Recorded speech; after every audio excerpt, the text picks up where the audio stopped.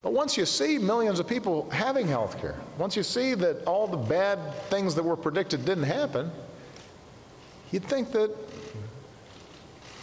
it'd be time to move on. Let's figure out how to make it better. Why, it seems so cynical to want to take coverage away from millions of people, to take care away from the people who need it the most, to punish millions with higher costs of care, and unravel what's now been woven into the fabric of America.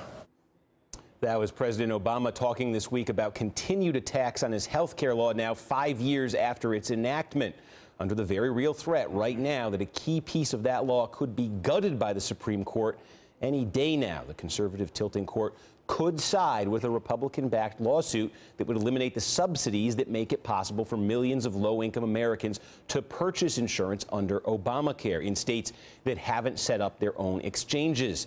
Obama mincing no words when asked about the case on Monday. This should be an easy case. Frankly, it probably shouldn't even been taken up.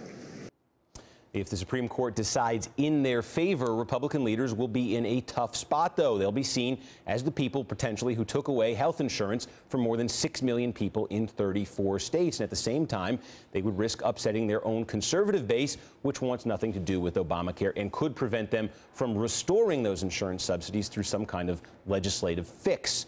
While the health care law still divides many in the country, a new Washington Post ABC poll shows a majority of Americans want the Supreme Court to keep the subsidies. The Hill newspaper reporting that this reality has Republicans in Congress worrying that they might win the very lawsuit that they backed, a classic case of be careful what you wish for. Alexander Bolton writes that Mitch McConnell and John Boehner are, quote, under pressure from colleagues up for re-election in swing states and districts to extend the subsidies, at least temporarily, if the court strikes them down. But doing so would risk a backlash from the conservative base. And joining us now is the Hill's Alex Bolton. He joins the panel as well. So, Alex, this dilemma for Republicans potentially. First of all, the court could say no, we're rejecting this case, and that's the end of it. But let's say the court does side with the plaintiffs here and essentially guts Obamacare. It could be easily fixed legislatively if Congress were to pass and Obama were to sign something that says, hey, these subsidies now apply to all states. It doesn't really matter what the status of their exchange is. What are the odds in that case of Republicans passing something like that? Well, I think pretty good, because they know that they need to show they can govern. And as Sylvia Burwell, Secretary of Health and Human Services, made the point recently that if the court strikes these subsidies down, it's going to be up to Congress to fix it. The administration isn't going to do anything. It's up to Congress to show that they can govern. And that's something that Mitch McConnell and John Boehner have been talking about since they took over the majorities. And the Senate Republicans who are facing tough re-elections this year, they're in states like Wisconsin, Illinois, Ohio, North Carolina, where hundreds of thousands of people are going to lose their subsidies.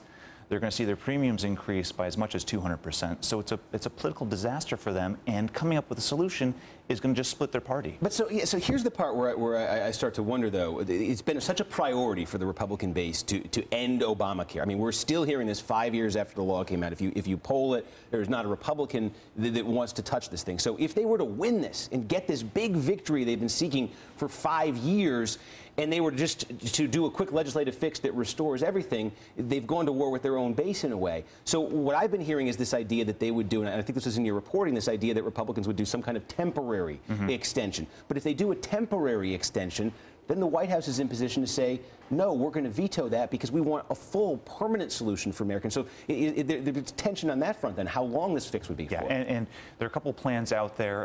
And Mitch McConnell signed on to a plan sponsored by Ron Johnson, who's facing re-election in Wisconsin against Russ Feingold. He proposes extending the subsidies through the middle of 2017. But that's making conservatives angry. The Heritage Action for America, the conservative advocacy group, is saying that's an overreaction. And so what's going to happen is the Republicans are going to rally around this plan and pass it. It's not going to get done because Obama's going to veto it. They're going to make the conservative base angry, and then we're going to be in this almost like government shutdown standoff where you have the two sides blaming each other for why people got their subsidies stripped. The Republicans are going to say, well, we passed legislation to extend these another 18 months or 2 years, but the president vetoed them. I think, as we saw in the government shutdown battle, Obama has more credibility on the Obamacare, on Obamacare subsidies, since it's his law, than the Republicans will. So Democrats are feeling pretty confident that the Republicans will get the blame for this, just like they did in the government shutdown, and that's why they're not making any effort to fix what could be a public policy disaster. Philip, I'm curious just what your take is on that dilemma the Republican Party could be facing. How far would the Republican base allow the Republican Congress go to fix something if the Supreme Court takes this down? I think they wouldn't be okay with it, but everything's about the presidential campaign, and if Congress falls on their sword so it doesn't affect the presidential candidates, I think that they would be willing to do this and make it sort of put it up for election again and make it 2016 another mandate on a presidential campaign. And I think that's what the strategy is right now for Republicans. They go along with a temporary, like basically saying we're going to they would be mad, but they would be mad at Congress, not the presidential candidates who are saying scrap it. And then it becomes an issue for 2016 on the presidential campaign. Yeah, but don't you know, look, I defer to Philip on his expertise about Republicans. I defer to Alex on his expertise in terms of sources in Washington, all that kind of stuff.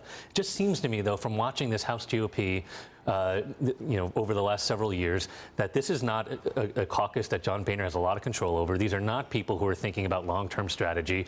They have very conservative districts that they're reporting to. These are not people, when I say these people, I mean actual members of Congress on the Republican side who are doing things that will make their base upset. And I think that if Obamacare, any aspect of it gets struck down, and it seems very hard to imagine that these people would then vote to restore parts of Obamacare, like you're saying, and upset their base. They're worried about primaries. I mean, it just seems unlikely. And you're getting into that divide, and we've talked about this so much, the Senate-House divide, too, where you've got candidates running for the Senate or incumbent senators. Really, in swing states, they have to worry more maybe about the general election. Right, but in the House, these guys are worried about being the next Eric Cantor, where you could lose to someone on your right in the primary. That's the era we live in. We got to run out on this one. We're going to get more from you in the next block, though, April. I promise my thanks, though, now to Alex Bolton from The Hill. Appreciate you joining us. And still ahead, we are learning more about what drove a man in Dallas to open fire on police headquarters there. More on that story ahead. And next, was it a pack of cigarettes or not? The reporter who asked that question is sitting right here. That is next. Stay with us.